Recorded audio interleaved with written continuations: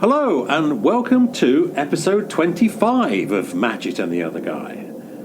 And Kevin and I are sitting outside my home here on the banks of Lake Wylie down in Charlotte, North Carolina. Kevin, how are you doing? I'm good. Well, you mentioned 25. I guess that's some sort of milestone. Is that we'll call that a silver milestone? That's right.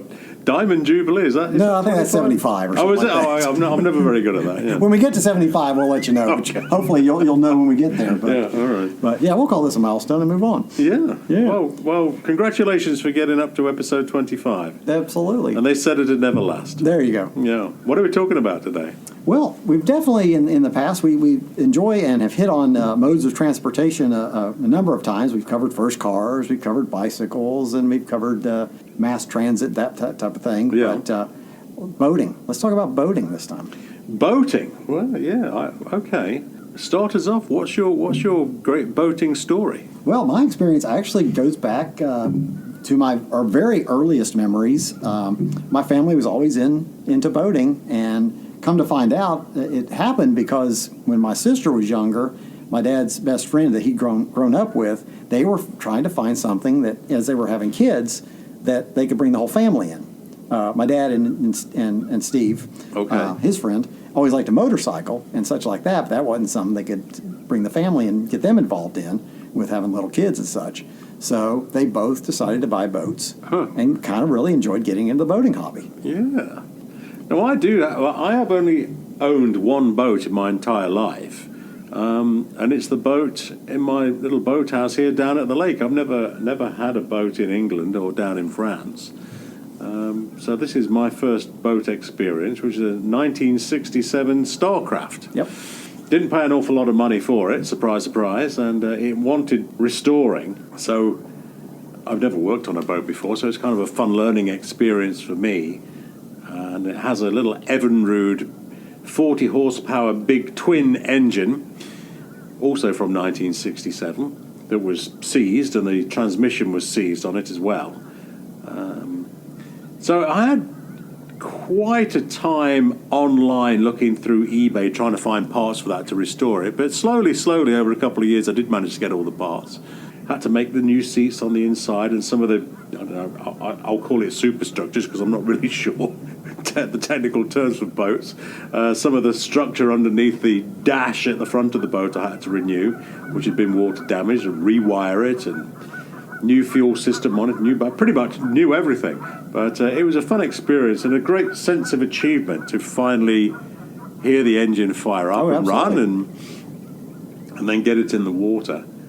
So that's my one and only boat. Yeah. Well, you're one ahead of me. I've never actually owned. You never owned a boat? No, never owned a boat. But like I say, if we go back, my earliest memories, we were in Knoxville. There's the geese chiming in again. They definitely want to talk to us today.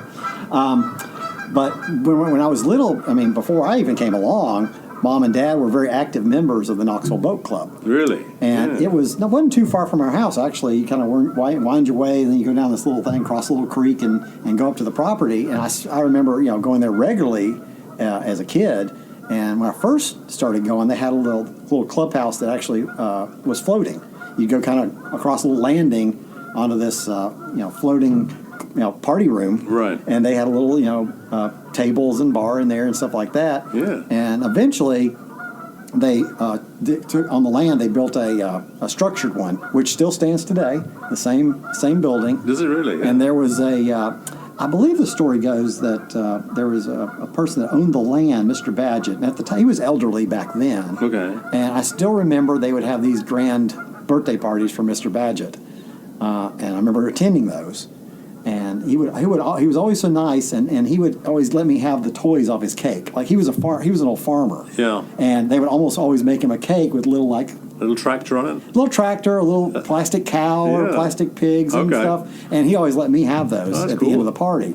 So that was a nice little memory. Yeah. But I still remember going down to those, and I barely remember these, but they would have the boat races there. Yeah.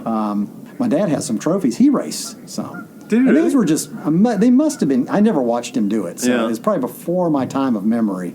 But I'm sure they were just like little club races, and it was just your runabout boat that you had, not anything special. So I've got a few trophies, and I know one year he won some sort of championship because we have the pictures Wow, what of him with fun, this trophy yeah. that's probably a 3-footer, and it was the kind that you got to keep it for the year, and they put your name on it, and then the Yes. next year it would go to the other person's house that won, and all that. So how come you've got full-time keep of it?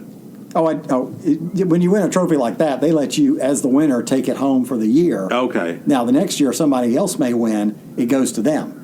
So you haven't got it now, like you? Oh, no. right. I haven't even okay. seen that trophy. Right, and right. I wonder where it is. I wonder if they still have it. It'd be nice to connect Yeah. with them and find out if it's still there. But this was early 70s. So Yeah. I was probably 5 or under when he won that one. But I've got a couple of smaller ones where he won a class or whatever that were permanent that we got to keep. Yeah. Well, that's cool. I mean, I was thinking, talking about trophies and keeping trophies, I know we're already jumping way off topic, but the Formula One teams obviously compete for the Constructors' Championship. And every year when the team wins the Formula One Championship, their emblem is attached to that silver trophy in a spiral that starts at the bottom and goes up to the top. And that championship was introduced in 1958. The drivers was from 1950, which is a very similar idea, but with the driver's signature after each year is put onto the trophy. But for the teams, it's the team's emblem. And it's an FIA requirement that all the cars have that team emblem, their team emblem, their designated emblem, on the nose of the car. It's not just a coincidence they happen to be there. It's a sporting requirement that they're there. Oh, wow. So when you see the Ferrari prancing horse emblem on the front of the Formula One car, it is a requirement that they have it there. And obviously on the Formula One Constructors' Trophy, there are now 16 replicas of that because of their 16 championships.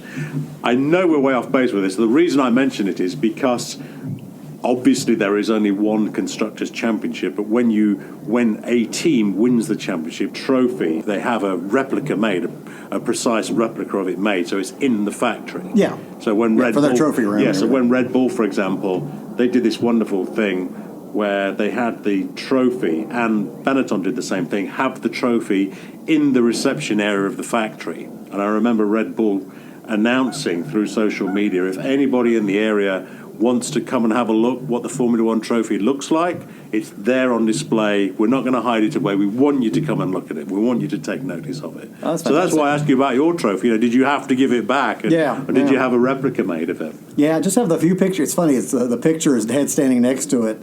It's sitting on this old console TV. Yeah. That's probably definitely ages the Yeah. and so does the tie Dad's wearing is about as wide as he is, and such like that. But Well, I've always been very, I mean, it always sounds like a lot of, I've had hundreds of boats. I haven't. I've had one, as we just talked about, and it's just round the back from where we're sitting here. But I've heard many stories of folks spending lots of money on boats and then really wishing they'd not done that. Someone told me this old adage of the two greatest days of a boater's life is the first day they buy the boat and the day that they sell it. Absolutely. So when I was looking for a boat project, I always had that in mind. That I am not going to. So I'm not going to spend a lot of money on it. I want to just keep it as as cost effective as possible. So well, we kept it. Our dad kept it very simple back in the day. I mean, the first one I remember. Again, this was they probably had this before I was born. It was a little runabout, with a open bow, so you could go up and sit in the two seats. Yes. One in front of the Yes. driver, one in front, and then the little glass in the window would open, so you could have access to those. I know exactly and the then design. you had two seats facing back, and then the two front with the driver, so 6 seats, and those would fold down if you wanted to make a little sunning, table or whatever you want to call it. And there was always an outboard. And I think both of the boats I can remember as a kid, they were made by a company called MFG, which stood for Manufactured Fiberglass. Yes. And Dad always had, I guess, what you call a tri-hull. Okay. So it would have it had a kind of a point that would go in the water on each side, and then a point in the middle, and a concave curve. Yeah, a bit like ground effects car styling from the kind of, 1980s. yeah. So it didn't have a main point at the front. It always had those 2 grooves. Yes. And growing up early on, it was a yellow one because I can A, remember it slightly, but B, it's the one I see in pictures. Yeah. So he had this yellow one, and at some point he either sold it and he ended up buying a blue one, and we had that blue one from probably the mid 70s until we ended up selling our lake house. We sold it with the lake house. And that whole time. Oh, you sold the boat as part of the fixtures of the house? When Dad sold that lake house in the mid 90s, it was in the garage, and he said everything with that house goes with it. Yeah. We had a lot of fun in it. It was an outboard, like I said, and you mentioned Evinrude. I recall it being a 60 Evinrude. 60 horsepower Evinrude? Wow. Yeah. And of course, I still remember, we would take it to the lake house back then because we didn't have a garage built on the lake house for years. So many times that boat was pulled from the house. It was always in our garage. Yeah. Inside on the trailer. And, I'd climb up in it, when I was a kid, even at the house, and get up in it, mess around, and come back out and stuff. Once we got the lake house, I really got into water skiing. That was great because, we'd go out for the day. And Dad was pretty good about, staying out there, and he'd always pick you back up if you dropped, even if you're trying something new like slalom skiing or something like that. It was a lot of turning around and firing that throttle and stuff like that. Water skiing fits in with your lifestyle perfectly, right? Because it did, yeah. Yeah, you were a surfer, and this was skiing was first. Skiing was it really? Oh yeah. We Yeah. bought the lake house when I was 7, and we didn't move to Florida until I was almost just turning 12. So I was skiing many years before that, and definitely slalom skiing. Of course, I started on 2. And then, got to where I was slalom skiing. Yeah, so you obviously took to it very well. Oh, yeah. Like a duck to water, as they say. Yeah. It was really nice. And we would go down on a Friday, leave the house, and swing by maybe and get Dad at work at Oak Ridge, and then head on down to the lake house, and we'd be there till Sunday evening, and we'd come back. And it was just a different era. I mean, we didn't have a telephone in that house. People in our family had a phone number, access to the neighbor down there, and if there was an actual emergency, they could call us. But yes, we had no phone at that house. If it's not an emergency, don't bother us. Yeah, just leave us alone. So we'd go down and spend the time down there. Of course, I did a lot of swimming and other things. But the boat, and we'd get in it and maybe go around a couple of coves to one of Dad's coworkers. He had a lake house over there also. Right. And so we'd go and pull up to the dock and go see your friends. And he always had he had 3 daughters. The youngest was kind of my age, so we would swim and play with each other and have a good time. And I still remember swimming under their dock, and she said, "Oh, you can watch out for our adopted pet snake." And I'm like, "Excuse me?" And there was this little water snake that had just kind of come around and he'd be up on the little part of the dock that came out, to support. And it's like, yeah, he doesn't bother us. We don't bother him. And like, okay. Well, there is most definitely a lot of wildlife around water. I remember when I bought my house where we are here on Lake Wylie, the chap that looks after my pest control from another house that I had before buying this one down here on the lake, has now become a good friend of mine, John. He said, "Have you ever lived down on a lake before?" And I said, "No, it's just a new experience for me." He says, "You are going to be introduced to a lot of wildlife you never knew existed." Yeah, there's certainly, we have a lot of snakes down here. I mean, the last couple of years, actually, I haven't seen so many, but in the rocks right at the edge of the grass there, just where the lake starts, that's where they are. But honestly, I've never been that bothered by them. I mean, I'm not sort of freaked out by snakes, but... the vast majority do. You get anywhere near them, they go the opposite direction. Very much good. Yeah. And I was always told, John told me a long while ago, he says, if you ever see a black snake, pure black snake, that is a good thing to have around your house. Absolutely, they're great to have. Yeah, they will take care of rodents, and they will see off the other snakes as well. And I have seen one black snake down here last year, which is probably an explanation why I haven't seen anything else. Yeah. Maybe that dear old thing is doing its guard duty very well. Yeah, we were at our last house before we moved to the one we're in now. Again, we're jumping off topics, but... That's never stopped. We were out one day, and I can't remember who noticed it, if it was my wife or my daughter, but there was a good size snake working his way around the edge of the perimeter of the house, staying close to the foundation. Yeah. And he must have been good 3 to 4 feet long. Really? And he was black with yellow rings. And the great thing about today's technology, we just pulled up on the phone and looked him up. And I can't remember I can't remember what it was now, but it said, oh, they're actually very, very beneficial. They'll kill venomous snakes. And they even said a lot of people end up adopting them as pets. They said they're really not aggressive. He said they can bite, but even if they do, it's not very painful. And they said they can easily be adapted to. I'd still rather not get bitten. No, and we had no desire to take him inside. That's right. But I did, kind of go over once we found out he was harmless or whatever, and kind of, touch his tail as he was going along and such like that. But Now, just let him be, because I was like, I love having you here. Talking of wildlife down here at the lake, you and I had an experience the other day when we were recording down here. True. Of I seeing know exactly which one you're going to talk seeing about. some deer or deers. Deer's are sort of archaic that still gets used in England, but I think in the States deer is plural, a bit like fish and fishes. Yeah. But seeing deer cross the lake, swimming across the lake, I'd never seen that Never before. seen anything like it. I remember you were inside, and I saw something which I thought was people on the bank, maybe a few properties over, and I realized, oh, look, check out, there's a group of deer. Next thing you know, 8 of them are in the water, and they're going across, which is what, maybe 200 yards?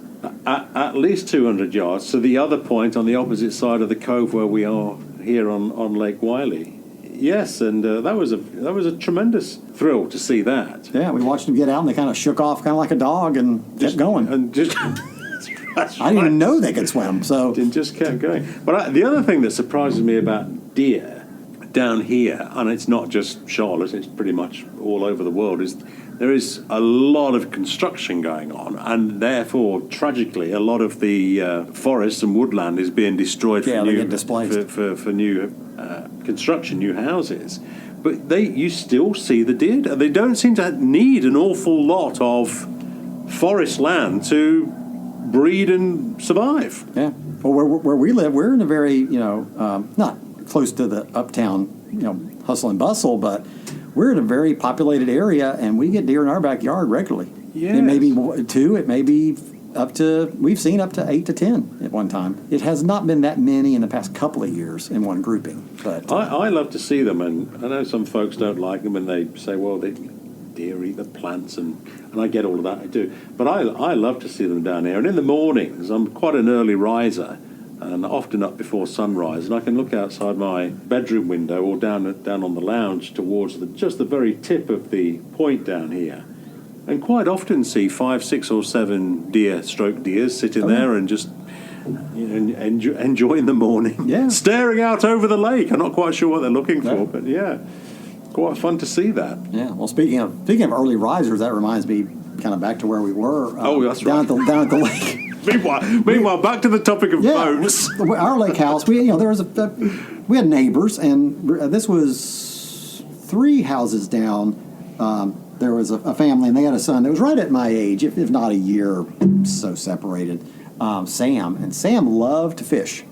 And I still remember it would be the wee hours crack of dawn. Yeah. And he would be up, and I'd hear that little boat fire up, and it was just one of those. It's an outboard, but you kind of control it with the handle. Like the tiller is part of the outboard. They're called something, I'm sure, and it was just attached to a basic aluminum boat. Yeah. But he would be heading out to fish, and I was much more of a sleeper. I valued my sleep more than fish, but and I was just never, even all that time we had at the lake house, I was just never that big of a fishing person. Yeah. Now, occasionally I would, I did fish with Sam on occasion, but it was not my thing nearly like it was his. He really loved to get up and do that. And later in the day, though, we'd end up a lot of times at his dock because it was a little bit bigger and got a longer run. Yeah. And we'd swim off it and do lots of things down there. The thing that baffles me, and this is my dad talking really through me here.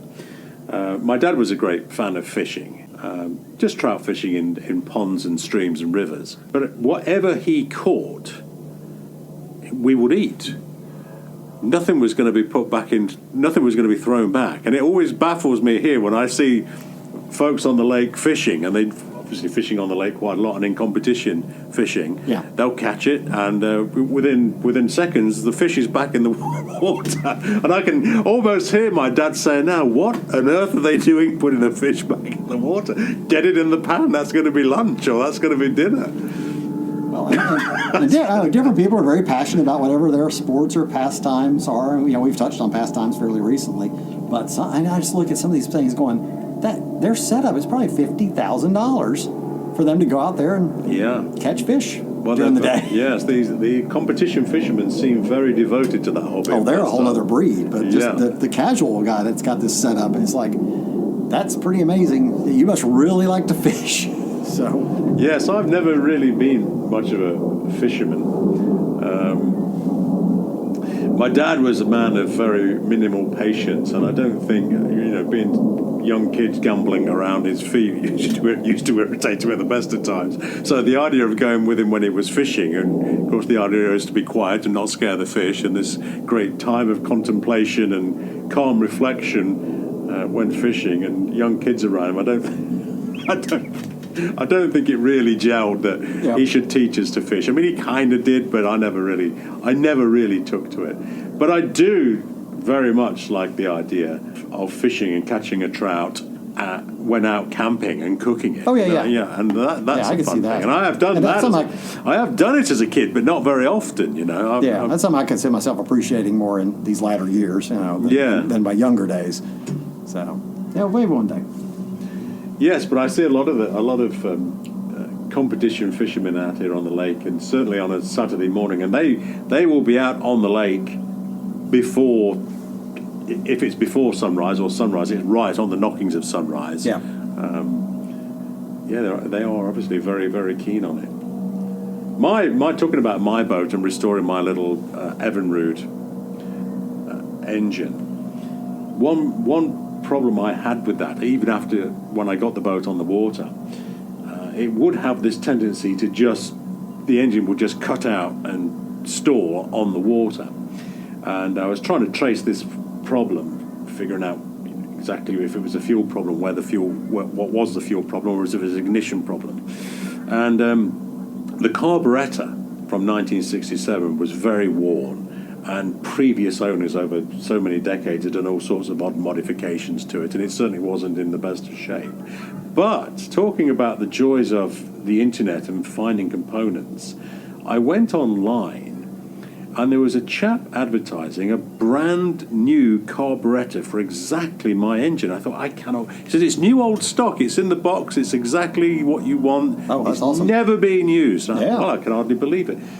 It wasn't the cheapest component I had to buy, but fine, I invested the money, and it arrived 2 or 3 days later, and I was so surprised when I took it out of the cardboard box, which was falling to pieces over the decades. It was obviously the original cardboard box, but the carburetor on the inside looked like it had been cast and finished yesterday. Took me about an hour to change it over onto the outboard of the boat, and the boat has been running, touch wood, absolutely trouble-free ever since. It's been a terrific thing. Fantastic. But a great buy to come across a new old stock car from '67. Yeah, that's great. Yeah. My dad couldn't have done that back in the 70s. I like all of that. I'm still, even now, again, I'm 58, getting on towards 60, and my eyes are not as good as they used to be, so detail work is not as easy as it used to be. But I still do like pottering around in the garage and getting things to work that haven't worked for a while. There's a great sense of achievement and pleasure in doing that. And did you ever used to go on boating holidays at all? No. Like renting a boat, that sort of thing in the States? No. You're talking about like a houseboat type Well, thing? yeah, anything like that, yeah. Yeah. Like I said, we had the house on the lake, so we were always so you didn't doing need to do that. And then, gosh, the only time I think I ever rented a boat was, and this was a lot of fun. We did this. I got it as a gift for Ruth on Mother's Day. My wife Ruth. 2 or 3 years ago, we were down here on Lake Wiley. We rented a pontoon for the day. Oh, the pontoon boat. Yes, Yeah. I do see those on the lake. Yeah. They're basically like a small deck on floats, aren't they? Yep. Really? Yes. I see a lot of those. They seem very popular on the lake, I actually. think, if I was to have a lake house tomorrow and stuff, that probably I would definitely consider that as one of the choices. Yes. Because it's really, you just kind of go out with your own party deck and go out. It is basically a floating deck. Yeah. I mean, not that I wouldn't. I would definitely ski again. At any point, I would give it a go again. I think I'd probably get the old skills going again. But Yeah. and I've done. Let's see. We used to you can either call it kneeboarding or hydrosliding. Hydrosliding was actually a brand Okay. where you sit on your knees on Okay. a little, Yeah, sure. pointed board. Yeah. And we did that. That was started in, well, I knew of it in Florida. My friends kind of got into that. And I don't think I ever owned one, but, people may come to the lake houses or, guests or something like that in Tennessee. And this was college age and maybe a little after. But we still had the house, so we would still go down there on occasion. So I'd bring friends over and such like that. And we would hydroslide behind the boat. And then, I'd occasionally, for some reason, I can't remember why they were up there, but I had surfboards in Tennessee. I guess when I wasn't living, but when we came back for college and wasn't living back in Florida yet, Yeah. I brought them with me, I guess. That's Okay. probably what it was. Anyway, I would just get up on one of those behind the boat. Did you? Oh, yeah. Yeah, and just hang on to the rope and such, so.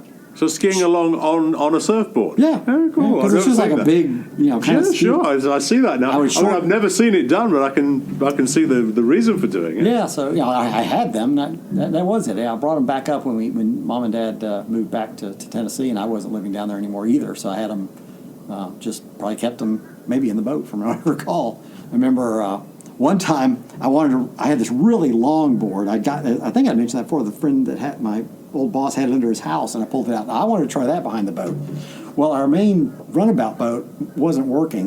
Dad could not get the engine to turn over. Well, we also had this little John boat, those little aluminum kind of flat Yes. boats. Yeah. And just one of those little motors with a tiller. Yes. And I wanted to try that board out so bad that we attached a rope to the back of that thing. Going down the lake, the nose of that thing was probably up at a 45-degree angle because of all the weight I was putting on the back of it. I'm sure Dad couldn't see a thing as he was going along, but he knew that lake. He'd been on it for so many times. He knew the channel and where everything was. But we gave that a go. One of the most successful ventures. I tell you but what, still. now you've mentioned that, reminds me when I sit here on the deck and look out over the lake here at Lake Wylie, and we see a lot of boats in the summer with inner tubes tied behind them and folks water skiing and all that. I must admit, I am terrified thinking of where all those old tree stumps are in the water, because this is it's a man-made lake, Lake Wylie, and I do know when the water level drops between the lake system in Charlotte with Lake Norman up in the north to Mountain Island Lake, where the drinking water comes from for Charlotte, to Lake Wylie in the south where we are, and then down into the Catawba River Basin beyond here in the south.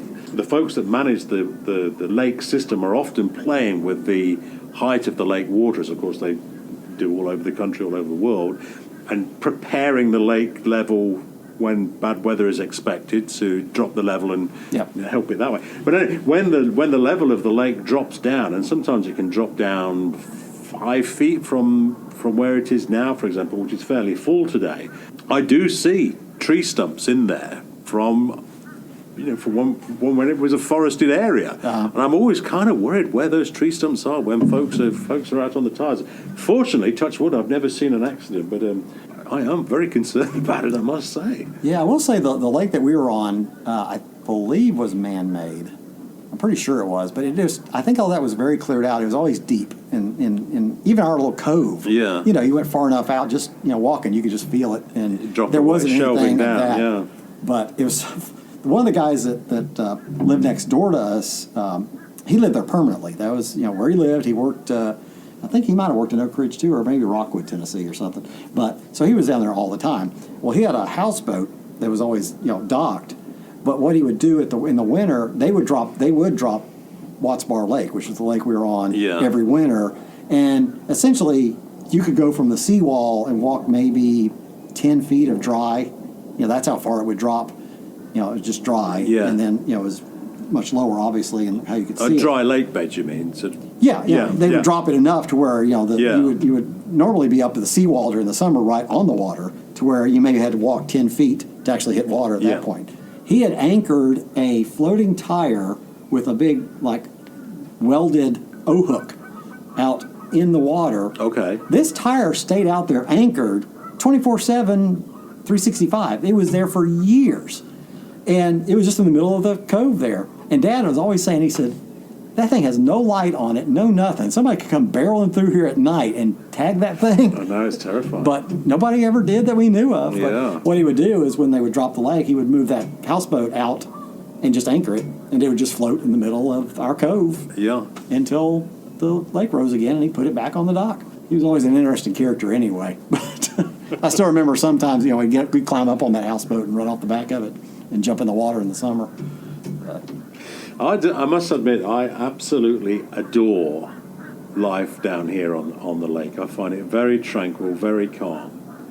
And now we're recording this episode of Matched and the Other Guy in March. There is hardly any activity out on the lake. It's incredibly quiet. There's always wildlife down here, as we say, and you mentioned the geese, and the geese are always very, very vocal. But this time of year, there is not one boat out there, and I love it. And I especially like it when we have this temperature change, and in the morning, and you see the mist rolling along the water. It's just a beautiful experience. Yeah, you definitely have a beautiful vantage point right here. That's why this works out as a nice studio. Yes. Well, for that reason, yes. There's a lot of building work going on around Charlotte, but down here at the lake, it is. I have to assume that there can't be an awful lot more building down here because, we're on the lake. That's it. Yeah. There's only so much frontage. There is only so much frontage. Yeah. Well, we better think about bringing this episode to a close. Yeah. That was fun. I like talking about. Yeah. So you've never had a boat. I've only had one boat. But we still managed to have a conversation for half an hour about. It's amazing how it doesn't really matter what topic we come up with conversation. We can have a chat about it. Well, I may get a boat down the line. I'm not sure. Really? Well, who knows? We may end up on the lake one day. I know my wife would love it, so that happens. Maybe we will venture into that. I never thought I would have a boat, I must say, but when I bought the house down here, so many of my friends said, well, of course you're going to get a boat. And I was thinking, well, quite frankly, I didn't really think about it, but I do like that idea now, and I will get one, but I will buy one that needs restoring. So, again, that's been a fun project to do. We should have to go out on it. Exactly. I tell you what, we should go out on the boat one day, and we could record an episode of the podcast out on the lake. Why we'd want to do that, I have no idea, but we can do. We have the technology to be able to do it. That's right. Yeah, let's do that. We'll go for a boat ride. Well, I remember it when it was in the garage and the cover was off the engine and it was in mid project. So yes, well now we should get it on the it is in the boat house. We'll put it on the lake. We'll go out for a ride round in it and do an episode of the podcast from the lake. That's what we should do. There you go. All right, gentle listener. Stick with us, and we're certainly going to do another episode of Matched and the Other Guy. I'm not sure when the boat ride episode will happen, but it will happen. We will make that happen. We'll make that a reality. If you made a promise to the listeners, there you go. Yeah, and we'll take some photographs so we can prove we're out there. Yeah. See you soon. All right, see you then.